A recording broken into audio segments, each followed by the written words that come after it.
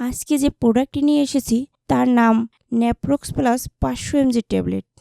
এই ট্যাবলেটটি মূলত অস্টিও আর্থারাইটিস, রিউমাটয়েড আর্থারাইটিস এবং অ্যানকাইলোজিং স্পন্ডিলাইটিস এর মতো প্রদাহজনিত ও ব্যথাজনিত রোগের উপশমে ব্যবহৃত হয়।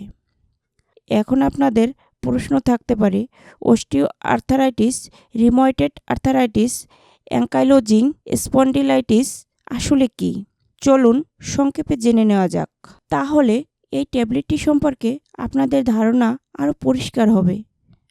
অস্টিও আর্থারাইটিস হলো জয়েন্টের ক্ষয়জনিত একটি রোগ। এতে হাড়ের দুই প্রান্তে থাকা কার্টিলেজ বা তরুণাস্থি ধীরে ধীরে ক্ষয় হয়ে যায়। অস্টিও আর্থারাইটিসের প্রধান লক্ষণগুলো হলো জয়েন্ট ব্যথা, সকালে বা দীর্ঘক্ষণ বিশ্রামের পর জয়েন্ট শক্ত লাগা, হাঁটাচলা বা নড়াচড়ায় কষ্ট হওয়া, জয়েন্ট নাড়লে কটকট শব্দ হওয়া। রিউমাটয়েড আর্থারাইটিস হলো এমন একটি রোগ যার ফলে জয়েন্ট ব্যথা, ফোলাভাব, শক্তভাব দেখা দেয়। এর লক্ষণ হলো হাত, কবজি ও পায়ের ছোট ছোট জয়েন্ট ব্যথা ও ফোলাভাব, জয়েন্টে নাড়াতে কষ্ট হওয়া, ক্লান্তি, দুর্বলতা এবং কখনো হালকা জ্বর থাকতে পারে। অ্যানকাইলোজিং স্পন্ডিলাইটিস হলো একটি দীর্ঘমেয়াদী প্রদাহজনিত রোগ যা প্রধানত মেরুদণ্ড জয়েন্টকে আক্রান্ত করে। সময়ের সঙ্গে সঙ্গে মেরুদণ্ডের হাড়গুলো একসঙ্গে জোড়া লেগে যেতে পারে, ফলে পিঠ শক্ত হয়ে যায় এবং নড়াচড়া সীমিত হয়ে পড়ে।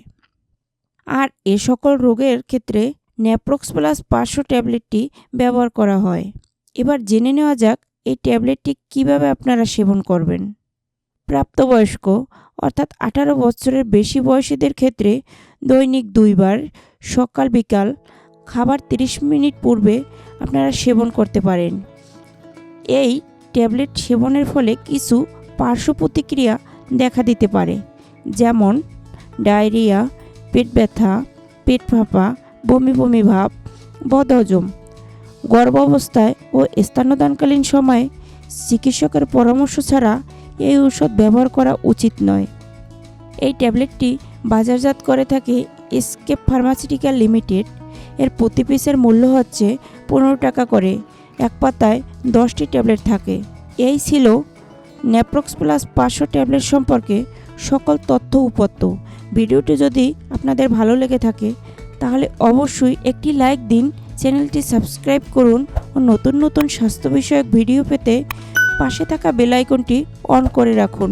ধন্যবাদ সকলকে, সবাই ভালো থাকবেন।